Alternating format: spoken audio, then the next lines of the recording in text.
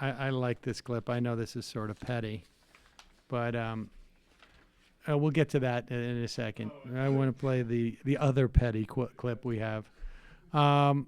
Joy Behar. This is not petty. This is amazing. So Joy Behar apparently is they're talking about Amy Klobuchar. I'm not even sure what the point that they were making. I mean, Klobuchar is out there, and we'll talk about this a little bit. But before we get there, it's pretty fun to watch this because, I mean, look, Joy Behar's obviously she's only on television because her dad was a senator and ran for president. And she's on there because of the sheer nepotism involved in that and the celebrity. She simply traded on the celebrity that she got from being now, she's a great person in person, but, it's no, I'm sorry. I'm not thinking of Joy Behar. I'm thinking of her co-host on The View. That is Meghan McCain. And here Joy has basically expresses that I've got news for you. I'm tired of you. Well, we get high. Well. That's one of the points.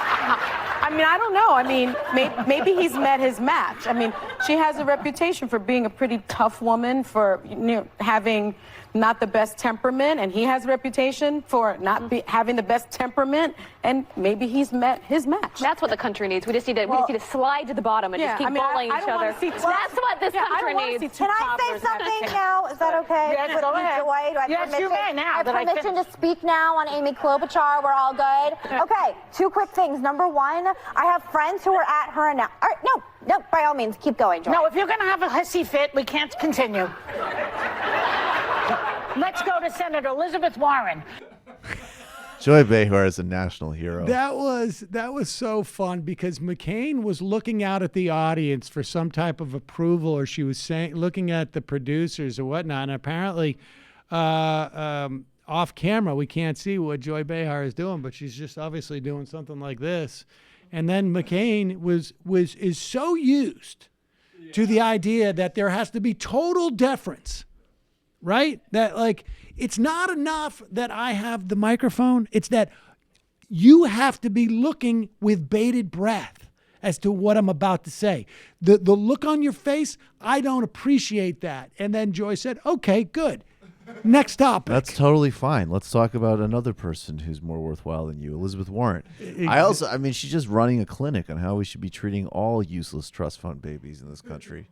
Look, we don't know if she has a trust fund. We do know that she probably, we don't know that it's in trust. Okay, right. It's true. That's exactly right. It could very well be in her bank account. That is a good nuance. But it's not even that as much as she's there for one reason only. She traded off the celebrity. Now, and she's a token conservative, right? Well, I don't know. Isn't that Abby Huntsman's there too for the exact same reason? Oh, then what is she doing there? You've got two tokens to rub together. She's John McCain's daughter.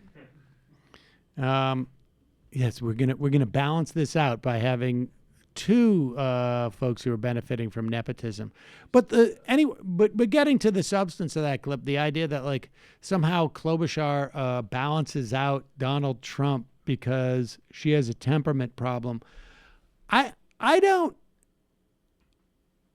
know if doing mean things to your employees should necessarily disqualify you from the presidency. But it certainly is a valid complaint. Do we have that? Do we have that that Stephanie Rule segment? We didn't pull it. I don't think they would think. But can I just say? I mean, I just want to say couple of quick things about Klobuchar. First of all, her behavior, if it is true, is totally abhorrent and unacceptable, no matter who did it. And anybody saying otherwise is just beyond full of it. The second thing is I totally agree. The thing that I've been putting forward recently, nobody is perfect. People make mistakes. There should absolutely be room to grow and change in public life. But she not only has not apologized, and committed to changing her behavior. She suggested that somehow abusing her staff is part of the same mentality that means I believe in America, which is one of the most demented defenses I've ever seen. Oh yeah, and people then are the lining third up part behind her really, about that. and then just really quickly, the third part is this is all in the service of, and again, I'll be really blunt, like if Amy Klobuchar was some great crusading, senator who brought a lot to the table, but it's like, first, you abuse your staff, then you don't take accountability and change, and then third, it's all in the service of like, we need tax credits, like no vision, no purpose, pure no careerism. redeeming qualities. Yeah, It's and disgusting. her primary selling point that she's pushing, as I understand it, is electability.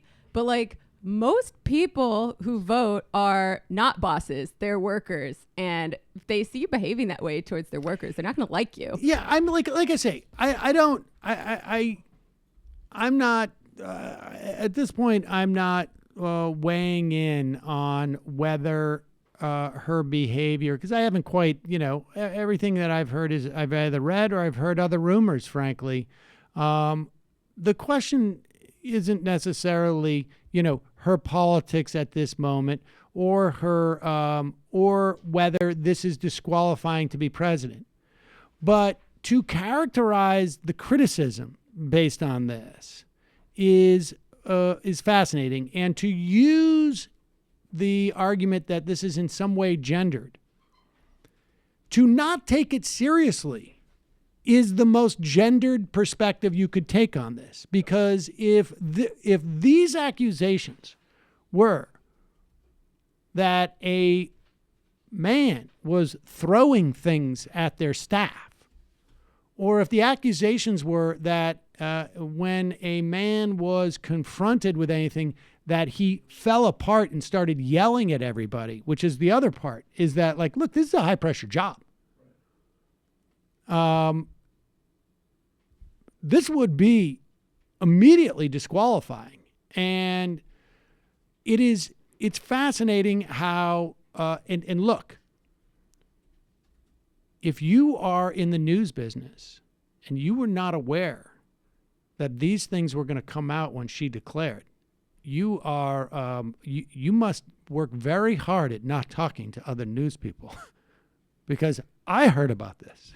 And if I'm hearing about it, it seems to me that everyone should have. But here is that this line of arguing, and it frankly, like, it makes me even more skeptical about Klobuchar to hear her surrogates saying this stuff. Listen to this. Who is this guy? I don't even know who some Republican strategist. All right, let's listen to, and Christine Quinn, who might as well be a Republican strategist, as far as I'm concerned, on with Stephanie Ruhle. Minimizes and deflects from the misconduct of others, and I think it's wrong. Can I say, as it relates to Amy, I am so sick and tired of almost every time a woman steps forward to move up in position, whether it's political or in business or anywhere, she is all of a sudden the meanest, cruelest manager in the world. I'm sure Donald Trump is a peach to work for, because every time you turn around, he's told Twitter and the world you're about to get fired. Insert Hillary Clinton. This is a really good point. But I've worked in the Senate. I've talked to many other people who've worked in the Senate, for men and women, and they say that they're good bosses. When you have to be taken over and taken aside by the majority leader for throwing a binder at a staffer and hitting them, that's a problem. Did Harry Reid confirm that he pulled her aside and had this conversation? I don't believe he did. It's been confirmed by sources and in the report. Harry Reid has not confirmed and the whole reason these stories are coming out are because of ex-staffers of Amy Klobuchar saying it's a temperament issue. Tell me examples. And I would be saying this. Show me example. Really? Show me example. Absolutely. You would not. I would absolutely. If a man threw a binder at a staffer, I absolutely would. Almost every time, a woman steps forward, all of a sudden, there are these unnamed sources, and Harry Reid is not confirmed. Basically saying she was. First of all, there are, I don't know if anybody has been named, but it's not, I got news for you. Maybe Christine Quinn is just completely out of the loop. But me sitting here in this office in Brooklyn heard about that there were ex-staffers, a lot of them, And also the union letter that came out, that's also a named document of the guy going back years ago saying we can't endorse her as a labor union purely based on her staff conduct. That was actually one of the meat of the first piece. And isn't it documented that she has the highest staff turnover in these? And also the new one coming out is maybe it was a binder full of women, and she was just getting really excited about diversity. But here's the problem. Like, I think there is, in a not in this context, but broadly speaking, what Christine Quinn is talking about is a legitimate phenomena that is highly, highly problematic, and certainly implicated in, I think there's no doubt in my mind that it was implicated in the Clinton race, and that it's an issue for all of the women who are running for president. But to use this example to talk about that issue in the context of this example does everybody a huge disservice.